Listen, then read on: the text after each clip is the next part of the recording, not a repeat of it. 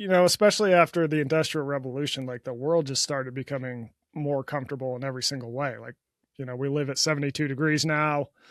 We have easy access to tons and tons of food. We've engineered movement out of our lives. But to your point, I think it's also affected our social lives in the sense that we're not as social as we used to be. And even when we do connect with people now, it's often mediated through text. It's like, you used to pick up the phone and call your best friend and be like, yo, what's up, dude? What's going on? How are you? The conversation would weave in all these different ways and it was spontaneous. It was unpredictable. But now it's like, oh, I'm just going to text. How are you doing? You get back, good. How are you? I'm good. That's it. Right. So I think there's a case for trying to take the extra step and do the slightly more uncomfortable thing, which, for some people, it's just like pick up the phone and call. Right now, when you receive a phone call from your friend, you're like, oh my God, did someone die? What's going on here? Yeah, they expect it to be bad right out of the gate. Expect it to be bad. And then just trying to take that mindset of like, what sort of thing that I can do might be a little more uncomfortable, but will give me a bigger long-term return on my time invested. So the Substack is called 2%. And that comes from a study that found only 2% of people take the stairs when there's an escalator available. Only 2%. Now, I would argue 100% of people know that taking the stairs is going to be better for them in the long term, right? Better mental health, better physical health. Yet 98% of people choose to do the easy, more effortless thing that might even harm them in the long run, given how little we move today. So to me, that stat, it really isn't about the stairs, though. It's almost like a metaphor for humans and how if we have the option to do the easy thing, we will do it even when we leave all these benefits of doing the slightly harder thing on the table, off the table. So I just think about that a lot. It's like, if I have to do something, is there a way that I could do this? It might be a little harder, but if I'm going to get a big return over time, like I got to take that choice every time. Yeah. Well, I think when it comes to relationships, and we're looking at these modern comforts, I think back, to something as simple as when I first got married in my early 20s, my wife and I was like, hey, there's no TV in the bedroom. We can't have a TV. It's just going to be a distraction. This is our sanctuary. It's a place to sleep and to connect. And, it's important. Right. Mm-hmm. And one day I woke up in the most recent past and we're both laying in bed on our phones.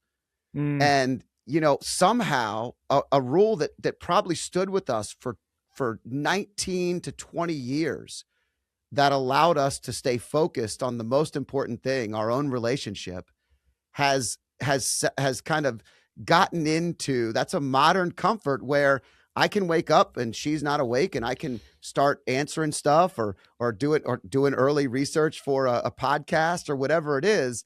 And all the excuses are all bad. And the reality is it's something that I definitely want to change so that I can make it a little bit less comfortable. So, by moving something away or setting the phone at a different spot.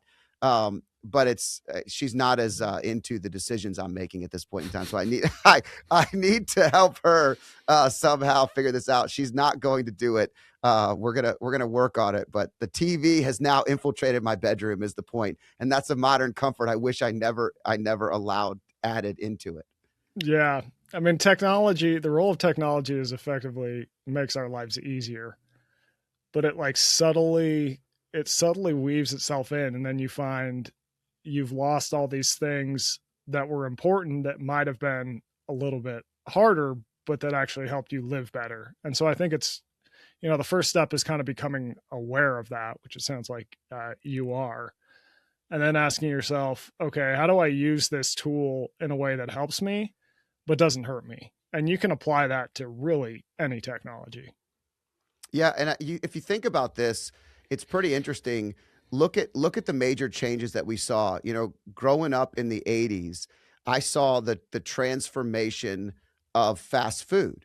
So many of my friends started to have fast food every day or every night. We did a lot. We played a lot of soccer. I played basketball. My parents were both working and busy, but we didn't do that. We ate dinner together at the table every day. I think as these modern comforts appear, we have choices. And that's what you're talking about. And that's what you spend a lot of your time writing about, is these choices that we're making. And I'm glad my parents made the choice to not inundate us with garbage food, so that we were focused on not only the food that was going into our bodies, but the community that we were building in and around the table. To this day, we still have a Sunday night dinner with my sister, my brother, our families, and it's a part of our entire knit of a family. We watch everybody grow up together. It's not just about the food that goes into our body. It's also about the culture and the community and the other things that these are all things that happen in history that we've seen before, just in different ways. Yeah, that's a really great point. And I think you're pointing out something that happens, that when a change happens, it's not just that one thing happens, it's that all these other ripple effects happen. So with your case of fast food, okay, it's not only that now our food quality is lower, but we're no longer eating it together. Another good example of this is cell phones, especially with kids. So there's a lot of talk around how cell phones are ruining kids, et cetera, et cetera, et cetera. Should kids be spending a lot of time on their phones? Probably not. But you have to ask, like, what else is happening when a kid is on their phone? Well, all of a sudden they're not playing with other kids. They're not outside.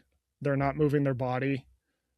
They're probably not doing something where they're learning new things, like they might be from a book or a game, or even putting together Legos where it's like, oh, I got to figure out how to build this castle, right? So all these like changes, they have just all these little ripple effects that we often forget about. Yeah, I remember as a kid, I don't know if you had the same experience, but my mom and dad would lock the door and say, go outside and play. And we would have to stay outside. And I would convince my sister to play games with me that my dad would say, use your imagination. When I was a kid, everyone used their imagination. And I'd be outside. I'm like, oh my God, he lived in the country. I think it was a lot easier to use your imagination out there. Like I'm in a neighborhood. And I get my sister to play these games, and then she would go grab a book and sit in the back of his pickup truck and read. And I'd spend the first hour trying to convince her to play. But this was something that my parents chose to do. So we didn't just sit in front of the television, which at the time was equivalent to the phone. I mean, again, these things, it's not like it's the first time that these changes have happened in our lives. We as parents, as leaders, as friends have to come up with strategies to be better.